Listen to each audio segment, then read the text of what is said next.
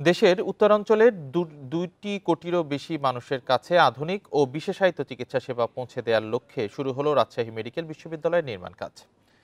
সকালে নগরীর বাজেসিলিন্দা এলাকায় প্রকল্পের উদ্বোধন ঘোষণা করা হয়। মোট 67.67 একর জায়গা জুড়ে নির্মিত হচ্ছে এই বিশ্ববিদ্যালয়ের ক্যাম্পাস। তৈরি হবে 1200 শয্যার হাসপাতাল, পর্যাপ্ত আইসিইউ, অপারেশন থিয়েটার ও পোস্ট অপারেটিভ কেবিন। প্রকল্পের প্রথম ধাপের ব্যয় ধরা হয়েছে 2257 কোটি টাকা। 2028 সালের মধ্যে প্রথম ধাপের কাজ শেষ করার লক্ষ্য নির্ধারণ করা হয়েছে। বিশ্ববিদ্যালয়টি পূর্ণাঙ্গ যাত্রা শুরুর পর প্রতি বছর 730 চিকিৎসক, স্নাতক ও 50 জন নার্স বিএসসি ও এমএসসি পাশ করে বের হবেন। কর্মসংস্থান হবে 5000 মানুষের।